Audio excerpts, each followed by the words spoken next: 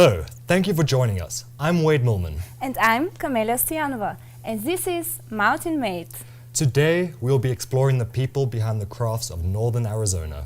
These artisans will share their unique stories and show us their skills: guitar making, pottery, and leatherworking. So without further ado, let's dive into the process of becoming a luthier. But first, what is a luthier? Can you explain, Cami? To put it simply, a luthier is a guitar maker. Our reporter Bjorn will tell us more as he gets a taste of what it's like to follow their steps. Stay tuned. Listen to that rich tone. This is the first chord I've ever learned. This guitar was fixed by Ryan Elawad, the owner of Solstice Guitars in Flagstaff, Arizona. When he was 15 years old, Ryan received a book from a family friend called Guitar Making Tradition. It was a book he could not put down. I found some woodworking tools in my dad's garage, and I just went for it. I started building a guitar. Ever since then, I was just obsessed with guitars. The story behind the name of the brand, Solstice, has to do with the biannual solstice, and to me it sets the rhythm of our life. And because music is a function of time, I think it relates very well. Solstice, located just off Route 66, is where the whole process comes together. Ryan cuts out the shape with a CNC machine, lacquering the wood, and finally assembling the parts. It's like stained like ebony, but I think it's rosewood. But once you oil it, you can just see how much the wood appreciates it.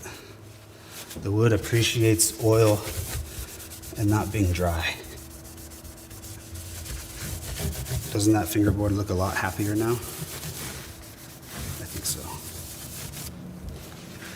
The most difficult and tedious part to building a guitar is probably doing the fretting, putting the frets in, getting the guitar prepped for setup, and also sanding. There's a lot of sanding involved to get it ready to go to finish. The process of making guitars serves as an instant gratification for Ryan. I think the coolest thing about making a guitar is putting it in somebody's hands when it's done and watching them play it.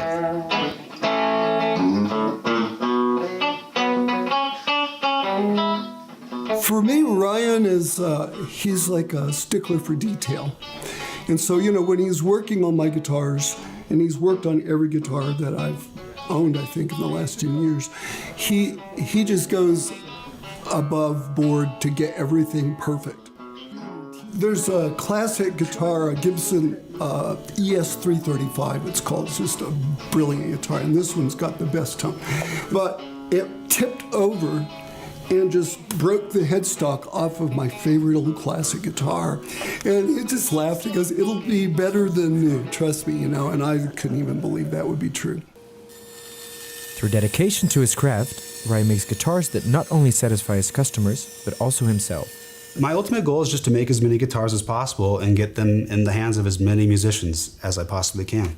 The best advice I could give to an aspiring guitar builder would be to go to a guitar building school. And that's a good step to learn how to not screw things up. And now that I got to know more about Ryan and Solstice Guitars, I'm ready to be a guitar maker. It's not that easy, dude. Should we try that again? Yes, Bjorn, I think you need a little more training before you can become a true luthier. Actually, I was there, and I saw it firsthand. It definitely is not an easy craft. Let's hope our next craft is something we can pick up a little easier. If you don't mind getting your hands dirty. Our next artisan is not only an alumna of Northern Arizona University, but also an expert in pottery making, Robin Catigan. And we will also be sharing a heartwarming experience as Robin is reunited with her college friend after 10 years. We were there to catch the moment and found out more about her art. Let's hear her story. Simple. Plates, bowls, mugs on a shelf. But they are more than form and function. They evoke emotions and create bonds between those who use them. But it takes a talented potter like Robin Catigan who sees so much more behind the craft. Me making a pot or drinking tea from a cup of a great friend brings little bits of joy. Even when I've never met them, I feel connected to them in a certain way. When Robin was younger, her mother got her into clay camp. And many years later, at NAU, she found herself more and more in a ceramic studio. There, she met a great group of women. Finding or connecting with the women who were studying there, it's just like, I don't know, I felt like I found my tribe. One of these women is Alex Kraft. She and Robin have been friends for over 25 years. We really empowered one another in our art making and in our growing as individuals. And I think especially because there were plenty of boys, we just gravitated towards each other. Mm-hmm.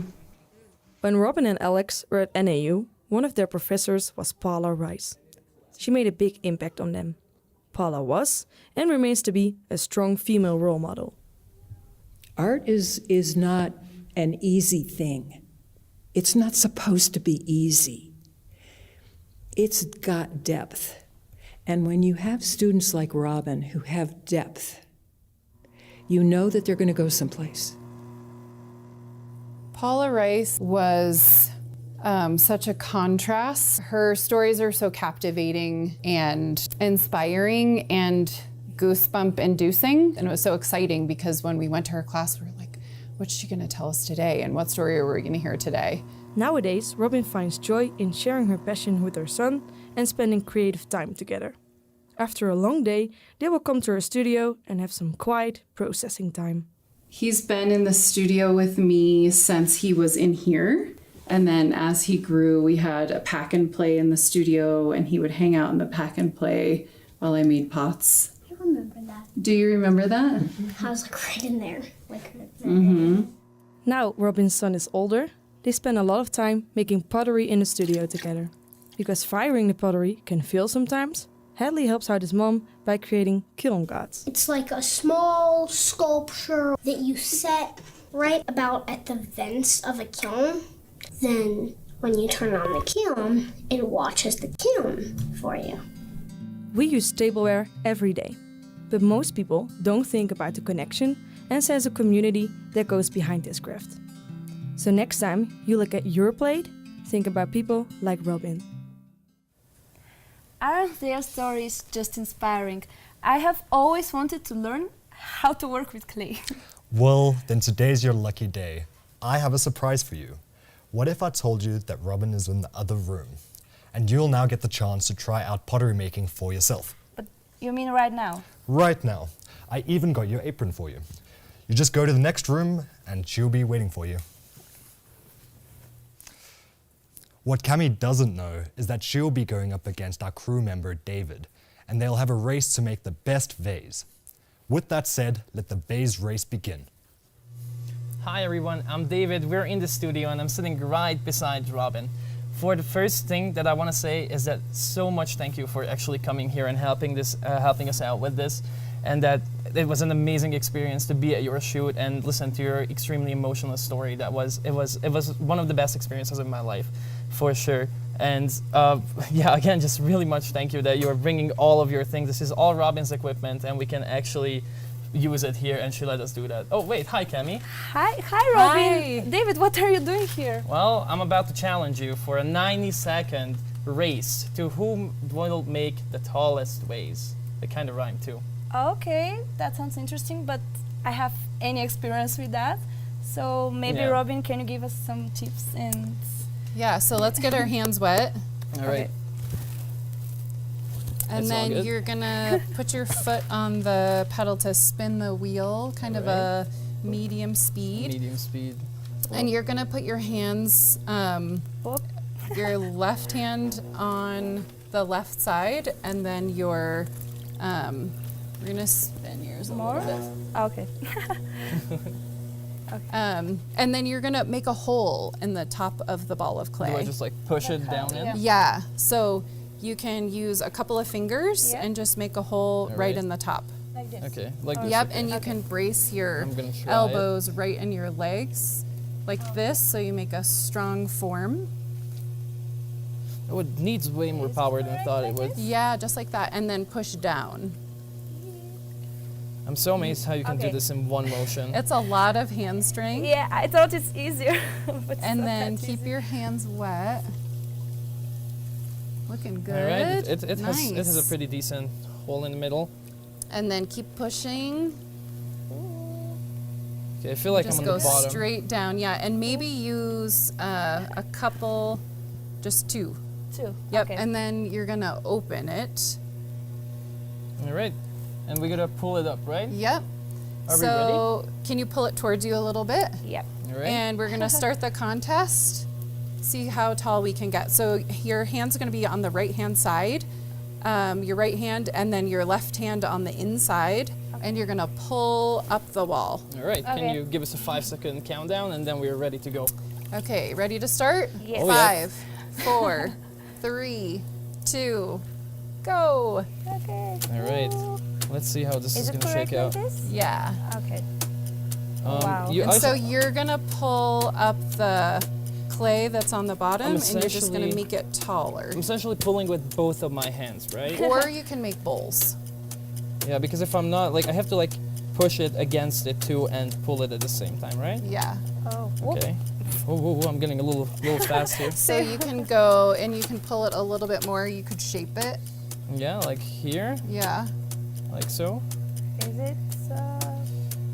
Okay, I can feel it. now. Uh-oh, mine is wiggling. Uh-oh, okay. So you could slow your wheel down a little bit. And How's can it I- feel? It feels It feels good. unstable. I think so. Unstable. Unstable, I would say. It looks like a stable foundation and a little instability on the top. Yeah, I'm really trying not to like take it apart with my hands, but Is The it m- correct? Like Yeah, this? and then you can pull it up a little bit more. Oh. Okay, it's really difficult. It looks easy when you do that, but yeah, because I she think does it it's with not such that a one easy. motion that it seems like it's an Easier. easy thing. I think if I did I see the clock right? Yeah, we have 10 seconds about now left. Okay, so 9, 8, 7, 6, 5, 4, Push it now. 3, 2, finished. Woo! I kind of messed it up at the end. I think so too. Oh yeah, did you The really shape? look at this? Oh wow. Oh, it looks like a flower. Yeah, I kind of pushed like it down the at the end. I pushed it Let's down at the see. end. We have like two. Well, little there over it's 2, 2 but here inches. it's negative 1. Like and you have a lot of width here. Let's see. We got about 3 and Here's- higher on this side. Yeah, kind of. Yeah, I think about 3 inches. Um, So I love the shape. thank you. It's I more like love a it. plate, if anything. are we ready for the winner? Yes. Yeah. Okay. Kind of Let's obvious, see. The winner is for tallest vase form, Kemi. Thank you. But I appreciate like the work that David did because it's amazing. It is Yeah. amazing. I love it. It really looks like a flower. but it really does. Well, thank you so much. It was a lot of fun, and now that I can finally like prove my insane pottery skills, I feel completely complete. So thank you so much for being here, and you, Robin. hopefully Thank see you you. next time. And I know that you have an announcement to make. So if you're interested in making work like these, and you want to create and connect with clay, check out Flag Clay, Flagstaff's upcoming community clay studio.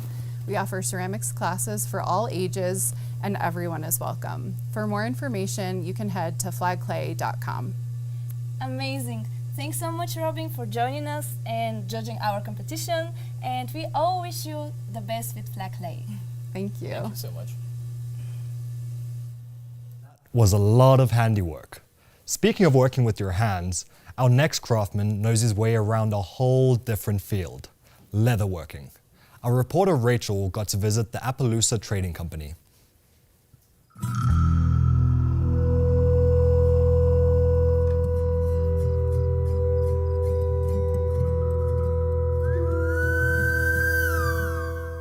Thank you, Wade. As you can see, I'm here in Sedona, and oh my, you should know the day I had. Among these red rocks lies a leatherworking jam, which is the Appaloosa Trading Company. So let's settle up and let me tell you their story. If you are looking for a good belt, knife, or cowboy hat around these parts, look for Michael Gibson's shop. We custom belts for people. We can cut a belt down to size for just about anybody. You know, we have hundreds and hundreds of belts, and belts is our main business. Michael has been doing this a long time, from humble beginnings. Well, actually, I started doing leather work when I was 12, but in high school, actually, I had my first shop in Boulder, Colorado. My dad was a mechanic, and we were living behind a truck stop, actually. It was just me and my dad, and we were very poor. The story of how he became a master leather craftsman is like something from the movies. This old man used to come in at night, and he knew I didn't have much to do. And so he one day came in with a little box of leather tools and a little roll of leather. And he said, "Here, play with these," and gave me something to do, and that's how I started, and I just never stopped doing it. I always wanted to find that old man and thank him, but of course he's long gone.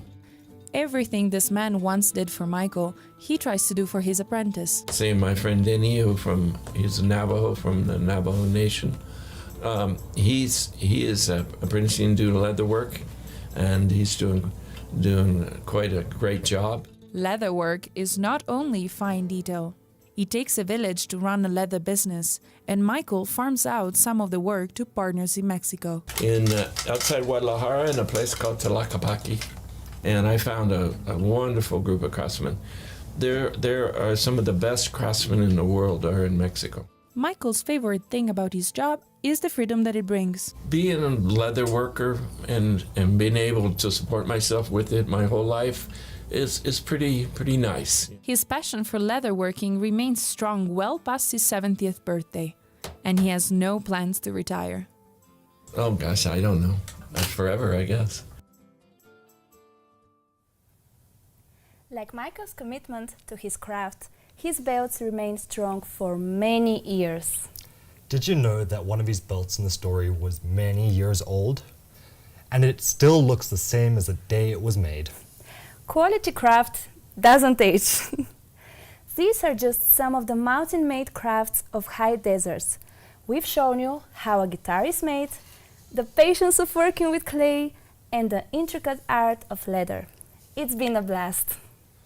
But as we reach the end of our show, we have a few more stories about other amazing local artists on our website at hub.buas.nl. That's hub.buas.nl, where you can see many more inspiring videos. Thank you so much for joining us in our exploration of high desert crafts. So, the next time you're in northern Arizona, see if your crafts are mountain-made.